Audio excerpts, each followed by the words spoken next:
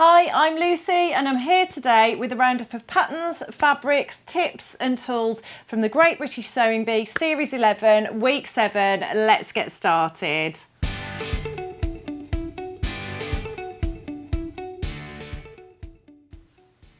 Week 7 was Art Week, so we were in for a week packed full of bright colours, crazy designs, out there ideas, and it was a lot of fun to watch. Now, I don't think a lot of people are going to sort of replicate some of the garments that were made this week because they were quite wacky or punchy, as Patrick referred to them. But what I've done is I've picked sort of similar silhouettes and styles to the made to measures, some quite wearable, nice patterns that I've picked that go along the same sort of theme as the sewing bees. But also the pattern challenge, I think could be quite a wearable garment as well. And I've got a few different options for you there. So for the pattern challenge, they were tasked with sewing a baby doll dress that had like quite a large, almost like Peter Pan collar with a frill round it that was supposed to meet at the centre front, and then there was a button and loop closure at the back. And then it had a gathered skirt that was attached to it. So it was all about getting those gathers sort of evenly distributed. And then it had these really dramatic puff sleeves, which were lined to give them that extra oomph and that extra sort of volume. And it was all inspired by Grayson Perry, the famous sort of artist and pottery star, I believe. Sorry, I'm not sort of au fait with the art world particularly, so yeah, but I do recognise Grayson Perry, and I do know that they're very famous for wearing these sort of out there crazy baby doll dresses. But actually what the sewing bees produced I thought was very, very wearable. Now the first pattern I want to share with you, it was all about the puff sleeves, and I love this pattern. I've seen lots of people make this pattern and I want to make it myself and haven't got round to it. It's Nomi 2016. I have seen so many versions of this on Instagram. Lots of friends or people I sort of know through Instagram have made it, and it's got those dramatic full puff sleeves which are gathered at the sleeve head and then gathered at the hem. I'm not sure if they are actually lined, but you can make them in two lengths. You can go for the length that stops just above your elbow, or you can go for the length that stops sort of mid forearm or towards your wrist. It's got a simple round neck. There isn't a collar on this one, but it was all about the sleeves. And then it's got a relatively fitted bodice with bust darts. And then it's got a lovely waist seam which curves up. It's got pockets, and it's got like a yoke with a sort of angular and curved design across the front, and then there's a gathered skirt attached to that. So it's a really unusual, quirky design. At the back, you've got the option to add another tier as well. No, you haven't, sorry. It's just a single tier, but you've got the option for a longer skirt or a shorter skirt. And then at the back, it's just straight across the yoke is, but it's got this lovely, unusual sort of seam line on the front. It's just a really beautiful pattern. I've seen it made in lots of gorgeous cottons. Somebody I know made a gorgeous leopard print one that looked absolutely lovely. And it's actually a really sort of easy to wear day dress, worn with boots and then a jacket. And I thought you could sew that one up in this gorgeous cotton fabric that we've got, because you want something with a bit of body and a bit of structure to give you the fullness on those lovely sleeves. And this fabric's always been really popular, and I thought that would make a really lovely version of that. I would go for the short sleeve version and the longer skirt personally. Another pattern I found that was very similar to what they made in terms of the bodice and the skirt is Burda 6265. So this one's from deep in the archives. This pattern's been around a while, but it's got that sort of Peter Pan style collar. It's got a fitted bodice with bust darts. It's got the gathered skirt, but then the sleeves are just straightforward, straight sleeves. And then you can also make a maxi version, which has got a tiered skirt. And I think it's got like a shirred turtleneck collar, and then it's got what looks like shirred sort of deep cuffs on the sleeves as well, both of which look like really comfortable, easy to wear day dresses, and I think would be great for as we go into autumn as well. And this one is designed to be sewn up with things like viscose, crepes, rayons, cottons. I thought actually it would look really pretty in this viscose fabric. We've got more of this downstairs. This is another super popular design, really timeless. Just a lovely navy blue background with this very simple floral design on it. Lovely for autumn time, beautiful drape and movement on that fabric. And I thought that would work really well for that Burda pattern. And then I threw another one into the mix, which is actually a top pattern, but it had the big collar with the frill round the collar, and that is New Look 6743. It's a lovely blouse. This came out actually before the tie front sort of trend really took off. So it's got an open blouse at the front with little spaghetti strap ties, and then it's got the large collar with the frill round it. Sleeve that hits just below the elbow by the looks of it, which is like a balloon at the hem and then gathered into a little narrow cuff. But you've also got another option with this blouse, which is lovely, which is for a round neck, very narrow sort of binding at the neckline, and then it's gathered around the neckline, very similar to the Roscoe blouse by True Bias, which I've made lots of times and love. And then that's got a button down front with buttons and button loops. It's got it's a raglan sleeve, so you haven't got to worry about setting in sleeves on either of the views. They're both raglan, which I always love because they're a lot easier to fit if you have issues there. And then the sleeve on the other view has got it looks like a couple of channels of elastic, and then like a little trumpet sleeve that comes out of that. So again, just a really lovely blouse pattern, and those sorts of things I find so incredibly useful in my wardrobe at this time of year. I really do need to add some nice blouses to my collection. And I thought it would look lovely in this leopard print fabric, and then you could do your ties and you could do the frill around the edge of the collar in black as a contrast, or it could look really pretty as well in the blue floral viscose that I chose. So that was my picks for the pattern challenge. And then onto the made to measure, which was inspired by pop art, Andy Warhol, some of the other sort of classic pop art artists. And as you would expect from that, you know, they wanted people to go bold, to go big, to go a bit crazy with those designs. And I think the sewing bees, what some of them pulled off was just fantastic. It was just, I think it's such a joy. I know, like, you know, you might not be inspired to make those particular outfits because they're so out there, and, you know, you're probably not going to make a dress out of crepe paper. Most people aren't. But it's really fun to see people be able to just really let go and go for it with their creativity. Like, I think I would really enjoy that aspect of it, just being able to go a bit crazy, make something really out there, and just it was like a piece of art, a lot of it. So yeah, really fun, really interesting. But what I've done is I've picked out patterns that you could actually make something wearable with as well, because I do appreciate that you're probably not going to make some of the things we saw on the show last night. I'm going to start off with Stuart,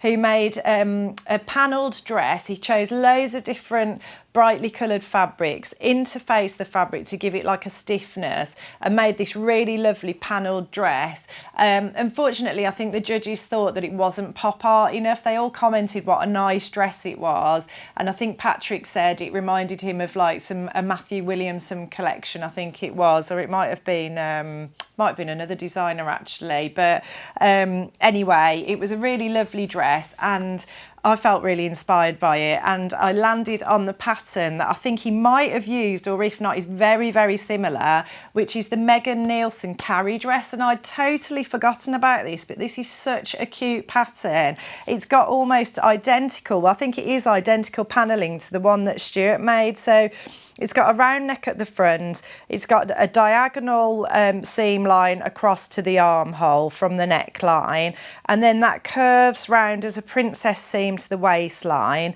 There's a centre front seam, and then there's a seam that goes across the sort of full bust area, and then there's an A-line skirt which is also panelled And those seams join up with the curved princess seams, and obviously you've got the centre front seam, and then at the back you've got a V, and then you've got princess seams again at the back and the panels on the skirt again. So just a really lovely dress. I think it would be a lot of fun to sew. I think you could get a really nice fit on it because of all the panelling and all the seams. And yeah, just a really lovely pattern that I'd totally forgotten about in the Megan Nielsen collection. It's designed for woven fabrics. All of these patterns and fabrics are available to buy on our website, by the way, so do check out the links below. But I thought I would make it in our lovely indigo chambray fabric. We've had more of this in stock recently, but you know, showing off all those lovely panels and that design, I thought it would be nice to make it in a plain fabric, and then if you wanted to really exaggerate those panels, you could top stitch them in a contrasting thread colour. So that was Stuart's design. Yasmin made, hers was really impressive actually. She made a cape and she put like an abstract face across the front of the cape. It was really cool.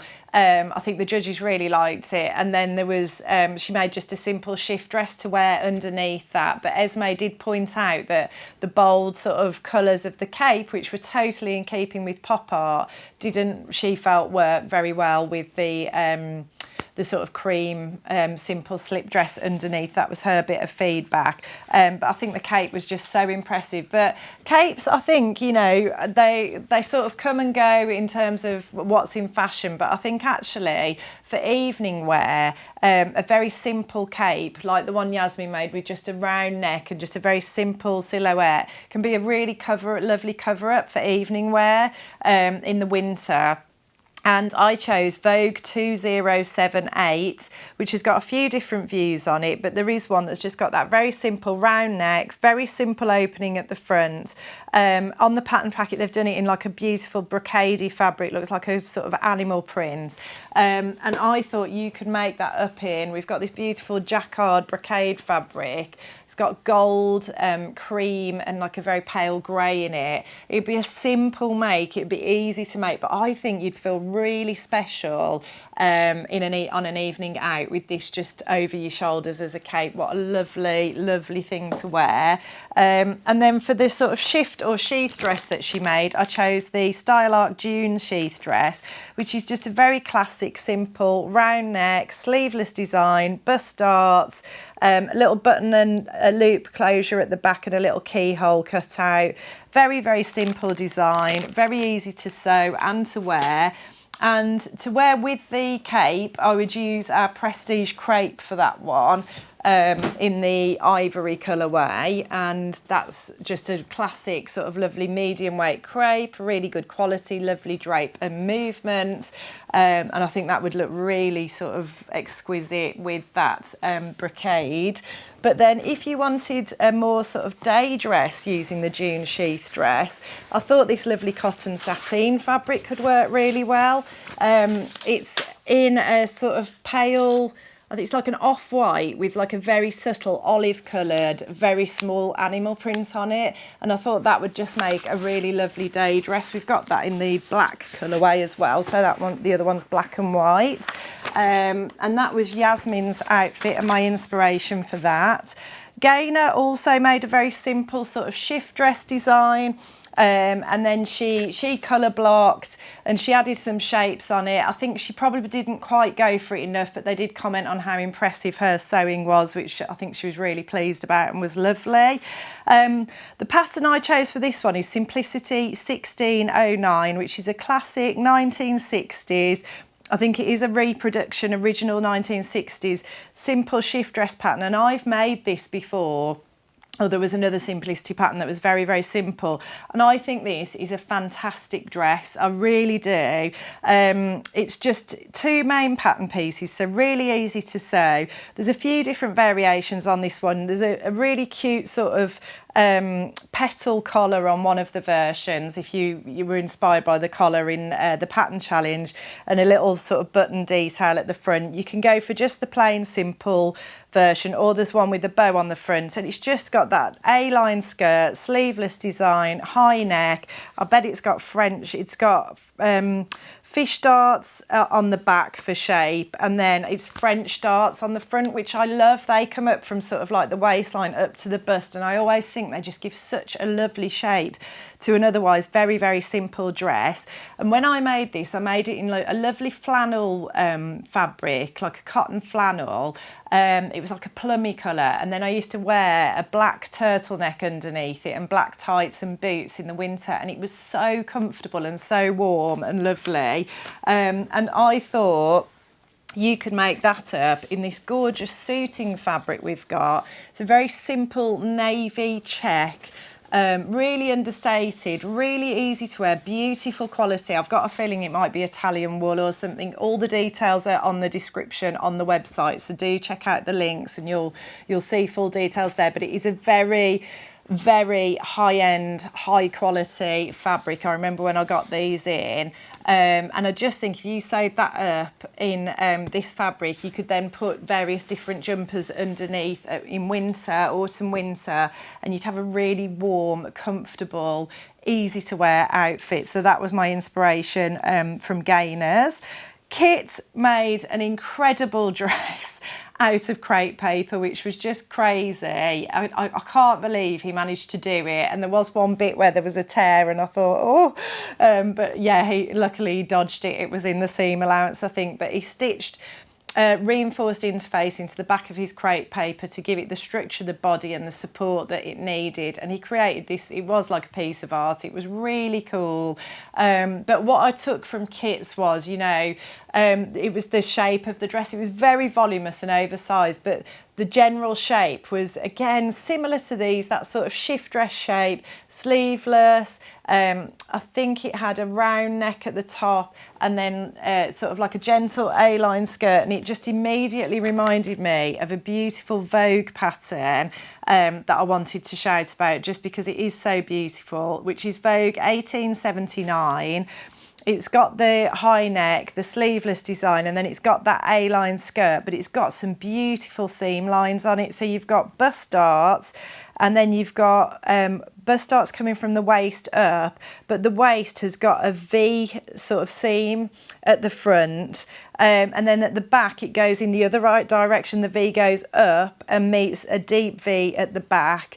It's just a really beautiful, elegant, chic design. I absolutely love it, and just the shape reminded me of what Kit made, and I thought that would look fantastic sewn up in our lighter weight Duchess satin fabric in this beautiful raspberry colour, which I absolutely adore. So you've got the high shine side of the fabric, and then you've got the matte side of the fabric as well, and I just thought that would look so beautiful, and it's such a beautiful dress. I just wanted to share it.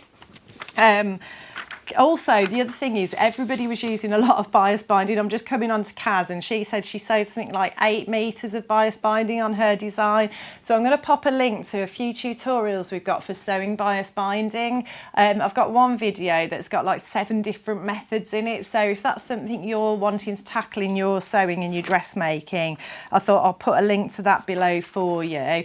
A lot of them also use things like boning, and somebody used wire, Orla used wire, but things to give sort of volume and structure at the hem of either trousers or skirts. So I'm going to put some links to like horsehair braid, which you can use to do that, and also boning. We've got all of those things on our site in the Habby section, so I will pop links to those below in case any of you are feeling inspired to make something that's more dramatic and voluminous and just make that hem stick out. And I think that's the thing, although the ideas are a bit crazy and out there, there's always things you can take and use as inspiration to do something a bit different in your dressmaking. So Kaz really went for it big style, and I loved the fact that her inspiration was, does anyone remember those little paper dolls that you used to get, and you used to cut the doll out and then you'd cut the clothes out and you'd put the clothes on the doll? Oh, it just brought back so many memories for me. I loved doing those when I was a little girl. I was born in the 80s, so they must have still been doing them in the 80s, but I used to absolutely love those. I remember it really, really well. So she took inspiration from that. And then David Bowie, when he had those enormous sort of almost like Oompa Loompa trousers, I would call them. They're like the Oompa Loompas from Charlie and the Chocolate Factory. They had like a really wide, voluminous shape to the leg. she took inspiration from that and made like a dress that was supposed to look like you were putting it on one of those paper dolls. It was really cool. It was a brilliant idea. She used loads of bias binding, like I said. She used satin and she quilted it, which just gave it so much depth and character and interest. And yeah, it was just really cool what she did. Now, obviously we haven't got any patterns that are like that, but I just took inspiration from that full skirt and I just thought the whole puffball trend is back. Love it or hate it. There's a few patterns that have come out recently, and one of which is Simplicity 3132, which I think is a really lovely pattern. It's got a puffball skirt to it, and then it's got a very fitted sleeveless bodice with a little turtleneck, or you can make a crew neck version. And then it's designed for the bodice is designed to be sewn in a knit fabric, and then the skirt's designed to be sewn in like taffeta or something similar to give it the volume. And I just thought there are probably a lot of people who might want to wear these for Christmas parties and things. It's got a bit of a drop waist as well, so it is very 80s, but yeah, very, very popular at the moment. And I thought that you could use our black, what's it called? Ritual fabric, which is our beautiful soft knit jersey fabric, which has got drape and movement to it, but it's got a sort of very soft feel to it. It's very evening wear-esque. You know, you can really like make your evening wear out of this soft knit jersey. I thought you could use that for the bodice, and then you could use our lighter weight Duchess satin Mystique again for the skirt, and that would give you all that lovely volume that you need on that puffball skirt. And again, you've got the high shine side, or you've got the matte side with a subtle sheen to it as well. And yeah, I just thought that would make a really beautiful, beautiful dress for the sort of winter party season, which will be upon us before we know it. My kids have gone back to school today, which was bit emotional because the youngest one started senior school, so yes, definitely starting to think ahead to like the new season and autumn at the moment. And then finally, Orla made her own fabric, which was brilliant. It was really lovely that she did that. And if you ever wanted to do that, actually, we do stock a Burda printer, fabric printer.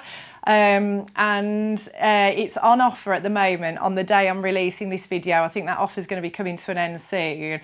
But yes, you can actually print your own fabric at home if anybody's interested in that. But yeah, she printed her own fabric and she made some incredibly wide-legged bell-bottom trousers, which Patrick commented fitted the model really, really well. And then she made like a little sort of waistcoat jacket with sort of a structured shoulder design and some text on the back. And I thought, well, bell-bottom trousers, Vogue 1974 had to be the one for that. They are proper bell-bottoms, very, very fitted. They've got a fly front zip, a waistband, belt loops, and then they've got that fitted thigh, and then the very, very wide bell-bottom trousers. And they're designed to be sewn up in things like stretch wovens, tensile twill, wool suiting, stuff like that. We've got our Dynasty stretch twill fabric, which comes in a range of colours, but I chose the black. I thought a classic black would be good for those, and then, you know, you could wear a nice colourful blouse or something with it. But this stretch twill's beautiful quality, absolutely beautiful, really flows and moves beautifully. So that was my choice for that one. And then I tried to sort of find like a waistcoat pattern similar to that, but I couldn't find one. And in the end, I settled on Butterick 7027 as a sort of more wearable version. So this has got the trousers with the sort of flared leg. It's not quite bell bottom, but it's flared. And then it's got a sleeveless sort of waistcoat, which has got real military feel to it. It's got welt pockets. They've adorned it with brass buttons, but you wouldn't have to do that. You could leave the buttons off if you didn't want to go for the full sort of military look. It's got fish darts at the front, and I dare say it will have them at the back. Oh no, none at the back actually. But yeah, it's kind of like a trouser suit, but a sleeveless version. It's designed to be sewn up in linen blends, ponte knits, stretch crepes and stretch wovens, and I thought our fawn fabric could be really good for that one in this lovely sort of dusky pink colour. The fawn fabric, it's a stretch crepe, I think, scuba stretch crepe, and it's got like a very subtle texture on one side and it's soft on the other, but that would work brilliantly for that sort of trouser suit, just as a wearable alternative to what all are made. So yeah, lots of fun to be had this week on the Sewing Bee. I certainly enjoyed it. Looking forward to the quarterfinals next week. Can't believe we've only got a few weeks left, so do stay tuned for that. Do remember to check out all the patterns, all the fabrics and tutorials, everything I've linked for you below. Sign up for our weekly newsletter as well, and if you like what you see today, please like and subscribe, and I will look forward to seeing you next time.